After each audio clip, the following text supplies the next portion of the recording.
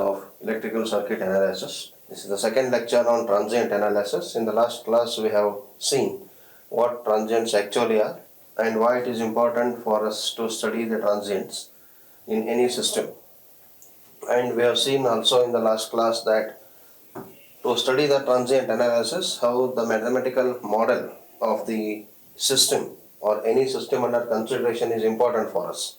Okay? So the mathematical model is nothing but it is the set of equations that we get from the circuit model or from the physical model directly.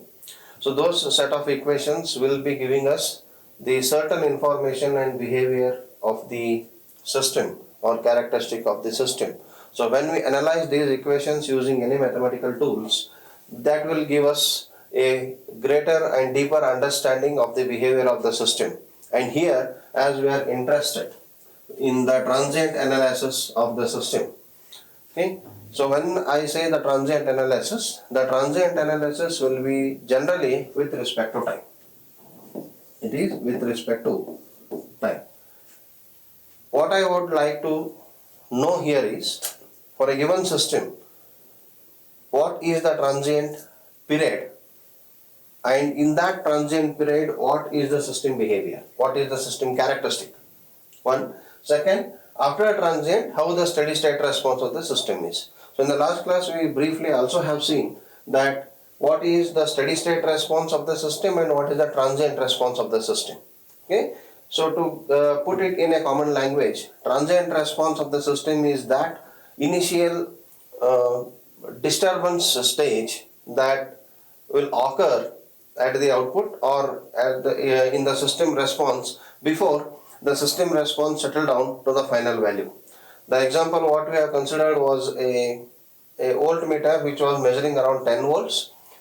So if it is an analog voltmeter, the moment I apply 10 volts, the needle of the voltmeter will not stop at 10 volts exactly instantaneously, but instead it will oscillate to and fro.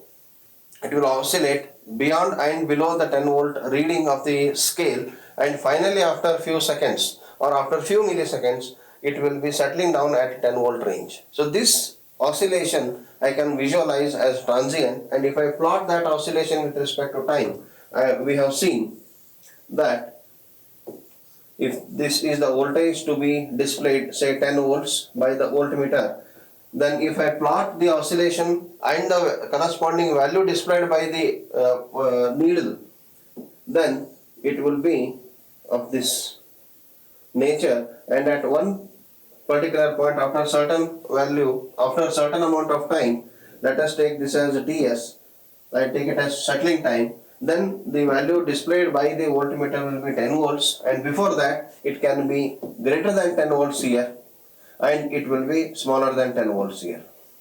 So these oscillations are nothing but I consider as the transient response. Okay. Now the question is how to analyze this transient behavior of the system.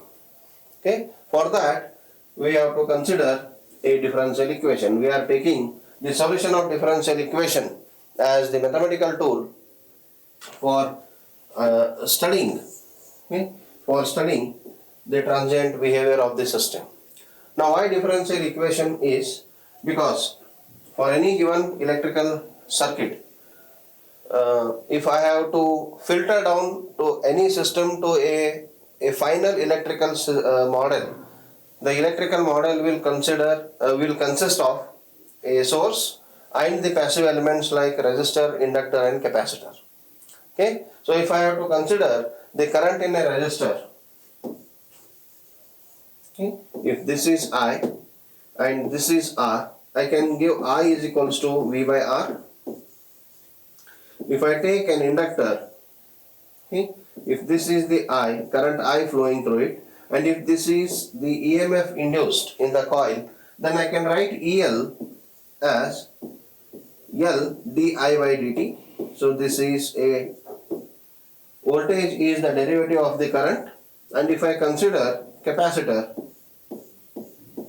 C, okay, then the voltage across this capacitor, let it be Vc, then I can give Vc is equals to 1 over C integration I dt.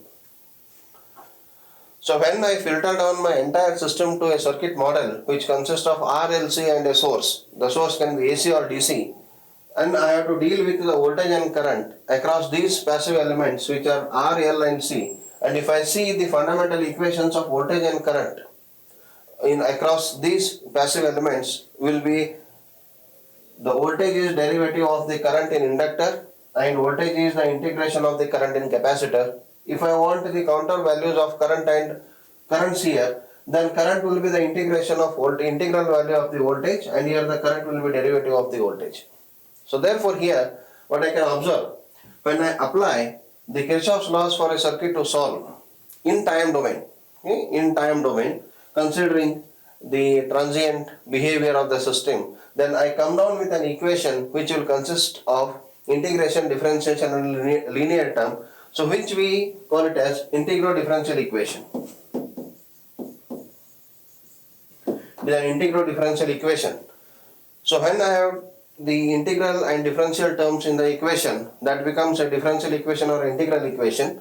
So I have to solve that differential equation or integral equation or integral differential equation using certain techniques which are defined for solving the differential equations. So directly what I have considered here is, I will be now looking into how best I can get the differential equation solutions.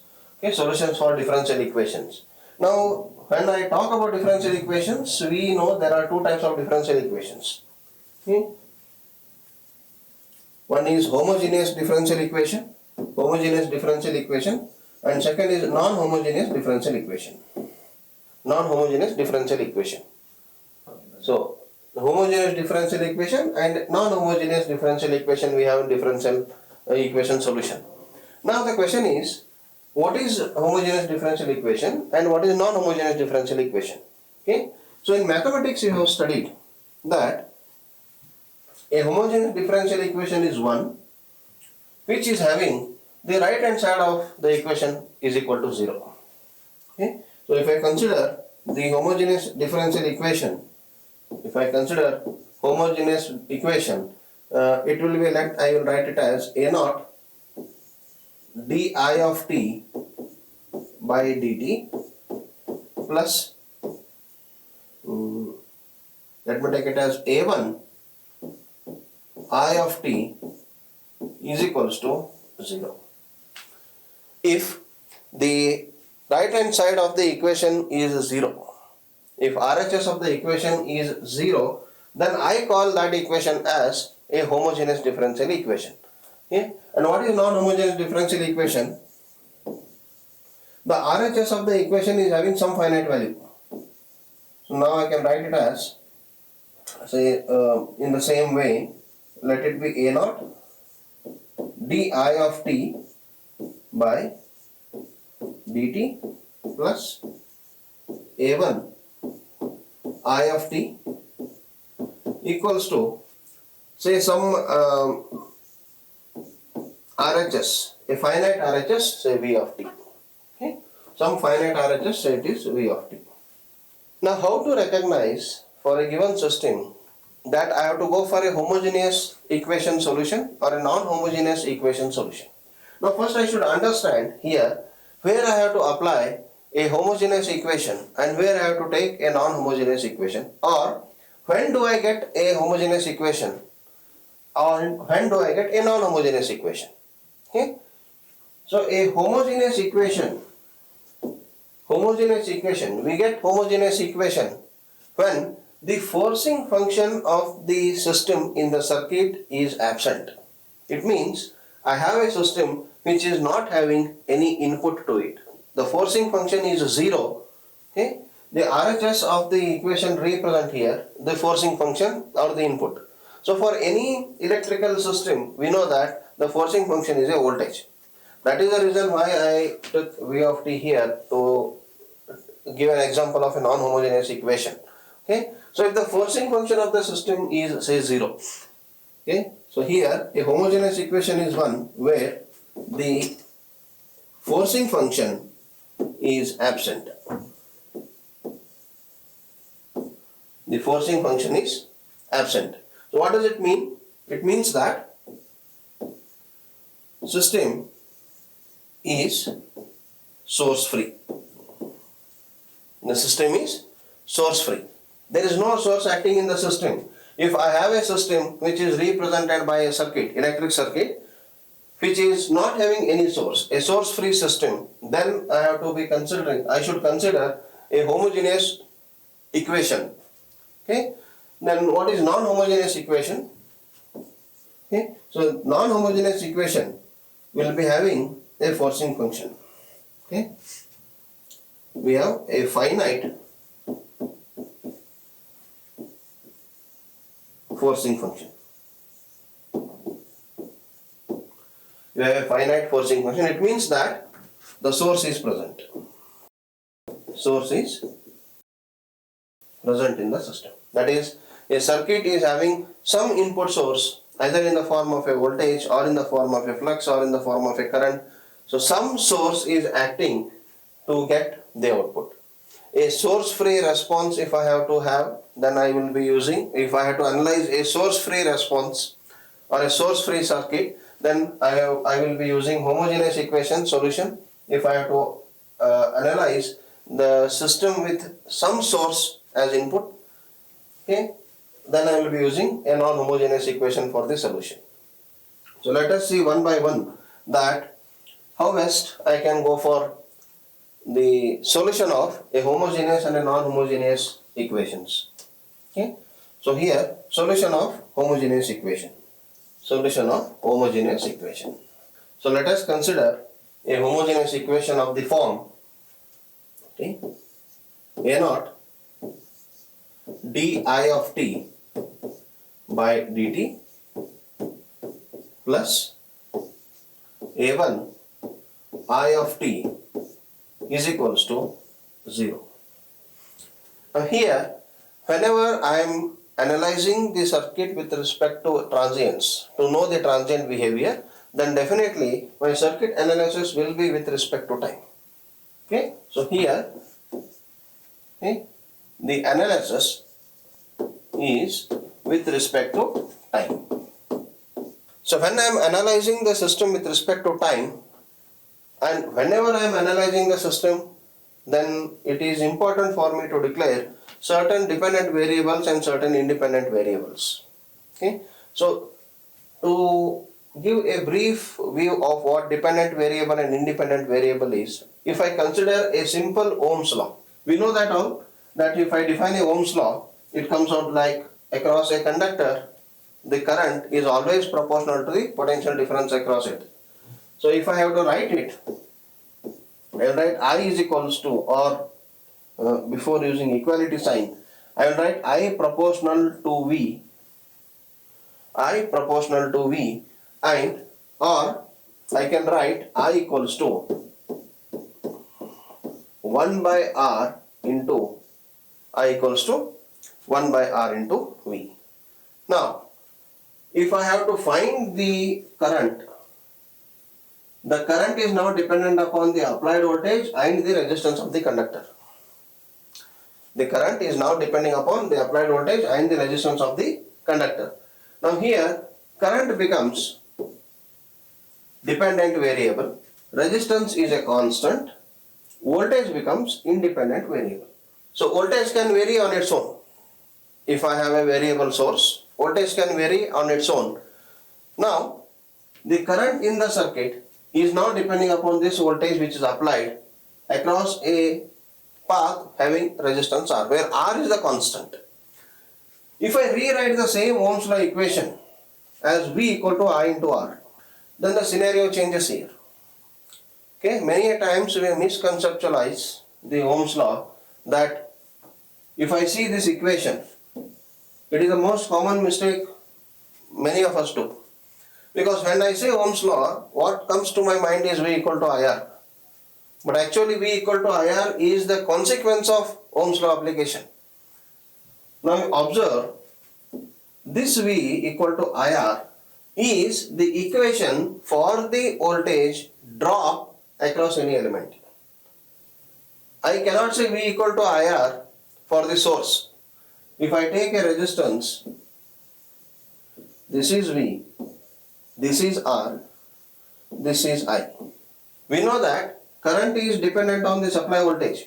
Until and unless I apply the finite voltage, the current will not flow in the circuit. If you want to analyze this circuit, V equal to IR equation, if you want to understand, I cannot say the applied voltage is equal to the resistance and the current product. Because applied voltage is a source value, it is an independent voltage source. So the value of independent voltage source is not depending upon the product of current and resistance. Okay, even if the current is 0 in the circuit, okay, even if the current is, say, suppose 0 in the circuit, now I will create a small open circuit here. Even if the current, now when the switch is open, the current becomes 0, but still the value of this voltage source is V. It is having some finite value of, say, 5 volt, 10 volt, whatever. So this equation is applicable only to know the voltage drop across an element. This is not equal to, it is not applicable for the source. Okay, so here if you observe V equal to IR, in the equation I equal to V by R, I was the dependent variable, V was the independent variable. Now if I take V equal to IR, V is the dependent variable, because if I have a circuit having multiple elements in it, suppose this is voltage V1, this is voltage V2, and this is the current I, where R1 and R2 are the two resistances. If I have to write, say, V1 equals to, I can write I into R1. So, and V2 equals to I into R2. Now R1 and R2 are the constants. R1 and R2 are the constants. So the voltage drop V1 is now totally depending upon the value of current I. No doubt, the value of current I is depending upon the total resistance of the circuit. If I add one more resistance R3, the current changes. Okay, but if I observe this equation, now current becomes independent variable and voltage becomes dependent variable. So it is up to me how I look into the system and declare which are dependent variables and which are independent variables. Unless and until I consciously know what are dependent variables and what are independent variables, or what are dependent quantities and what are independent quantities, it is very difficult for us to analyze any system. So therefore, here if I consider the solution of the differential equation, this differential equation, here I can observe that there are some dependent variables and there are some independent variables. And as I am taking out the analysis with respect to time, I declare time as independent variable. So here, time is independent variable. Time is independent variable. And all other quantities like voltage, current, flux, whatever I consider for my analysis, those all become dependent variable. So here, all the variables, whether voltage or current or any other quantity of electrical system that I consider, is analyzed with respect to time. With respect to time. That is the reason why I get a integral differential equation in time. I get integral differential equation in with respect to time. Okay. Now let us move ahead to find the solution of this differential equation. Let me take out this part. Finding the solution of differential equation means, here it is, one thing is clear from this above equation, that dt or t is the independent variable, a0, a1 are the constants. The only variable present here is I of t, that is current with respect to time. So here, solving this differential equation means finding the expression for I of t. Okay, so here solving to find I of t. So let us come to solve the homogeneous equation. Let us consider a homogeneous equation a0 di of t by dt plus a1 I of t equals to 0. So when RHS is equals to 0, it indicates it is a homogeneous equation which is of a source free system. So now here I want to solve this homogeneous equation to find I of t, where I of t is the variable in the system, where a0 and a1 are the constants and dt, the time, is an independent variable. So here I am analyzing the system transients with respect to time. Therefore, I take time as an independent variable. I take time as an independent variable. Okay. So here, to solve this equation, let us rearrange equation 1. I will rearrange equation 1 like a0 di of t by dt equals to minus a1 I of t. Okay. Further, I will take di of t by I of t equals to minus a1 over a0 into dt. Minus a1 over a0 into dt. So to find the solution of this expression or this equation, I would like to integrate. Okay, now what I will do, let me take this as equation 2. I will take integration of equation 2 on both sides. Now integrate equation 2 on both sides. I will get it as integration. I will rewrite it as 1 over I of t into di of t equals to integration minus a1 over a0 into dt. Minus a1 over a0 into dt. Okay. Now, when I take the integral function of LHS and RHS, this LHS appears like integration 1 over x dx, which is nothing but my log x. So I can write this as natural logarithm of I of t. It is natural logarithm, ln indicates natural logarithm of I of t equals to, it is minus a1 over a0 into t. Integration of dt is t. Again, I got a current I of t with respect to some other mathematical function. Earlier it was with a differential function, differentiation. Now it is logarithmic function. Now if I want to find what exactly I of t is, I can transfer this logarithm on LHS to the RHS, which becomes the exponential. Or I can write this as, or here I will write, or I can write this as I of t, we have missed one term here. So it is minus a1 by a0 into t plus k.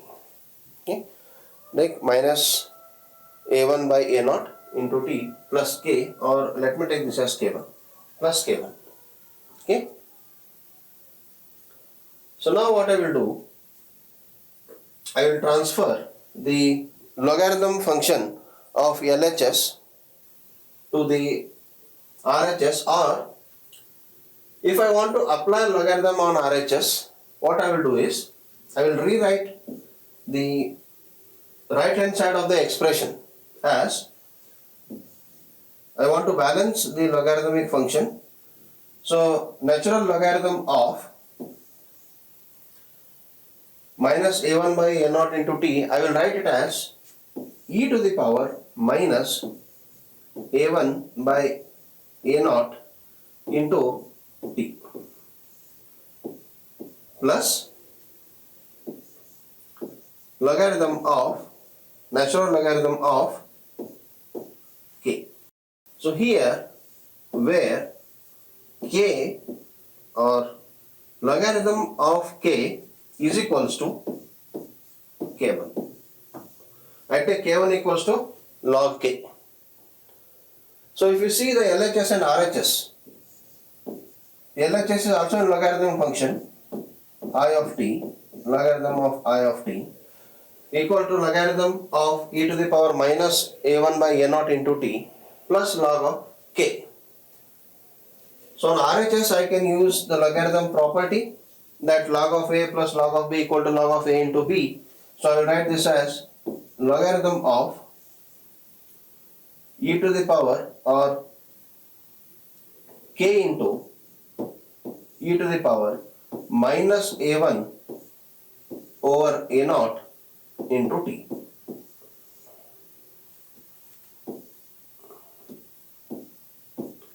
Minus a1 into a0 into t. So this is equals to, this is log of I of t.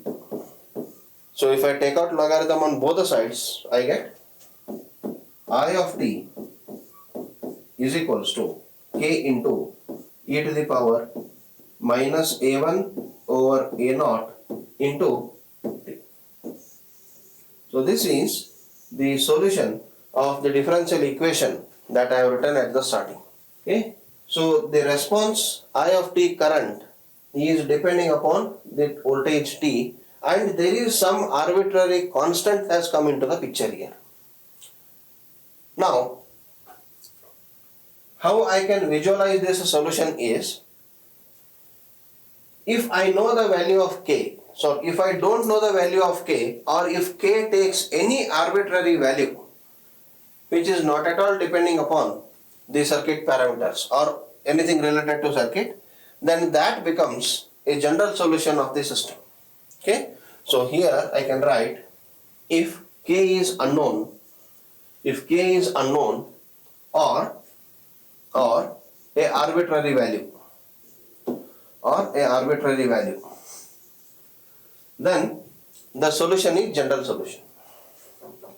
Okay, then solution is general solution. Then the solution is general solution. If I know particular what is the value of k by knowing certain condition of the circuit, then the solution becomes particular solution. Okay, if k can be known,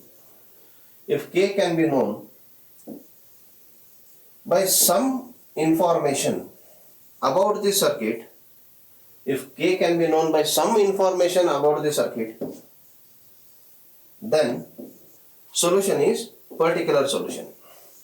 Then solution is particular solution. Then solution is particular solution. Okay. Now let me take a simple information about the circuit. That example I will take this as, if at t equals to 0, if at t equals to 0, I of t is having some value, say r. If t equals to 0, if at t equals to 0, it means at time t equal to 0, if I of t is having some value equal to r, then okay, I can substitute this information in the general solution what I have obtained. Okay, then what I have, I of t is equals to, I have k into e to the power minus a1 over a0 into t. Okay, so what is I of 0? I of t equals to r at t equal to 0 means I of 0 equals to, now substitute the value of t equal to 0 in RHS also, k into, I of 0 represents k into e to the power minus a1 over a0 into 0 equals to r. So at t equals to 0, the value of current is r. So I can write k into 1, anything to the power 0 is 1, k into 1 is equals to r. So what is the value of k? It is r. Therefore, if I have to write the particular solution, okay, then particular solution of this circuit, then particular solution is I of t is equals to r into e to the power minus a1 over a naught into t. Now what r is? R is known as the initial condition, because whenever I want to operate any electrical system, I will operate it by closing a switch. Either I operate the switch from closed position to open position, or from open position to closed position. Okay, so whenever I operate the switch, the time instant at which I am operating the switch is taken to be 0. It means the system is changing its state at t equals to 0. So always t equals to 0 is my reference point of time from where the system starts operating. So I can say the value r is nothing but the initial value or the initial condition of the current in the circuit that is described by the differential equation represented in equation 1. Okay, so this equation represents a circuit which is having an initial condition of R amperes or R units. It can be any value. This is, for example, I have taken. Okay, so this will give us the solution of homogeneous differential equation. So we will end today's session here. In the next session, we will be discussing about the solution of differential equation which is non-homogeneous in nature. It means a differential equation representing a system which is having a source. Okay, so in next lecture, we will be discussing the solution of non-homogeneous equation, and thereafter we will see what actually the initial conditions are and how they are important for us to understand the transient behavior of the system. Okay, thank you.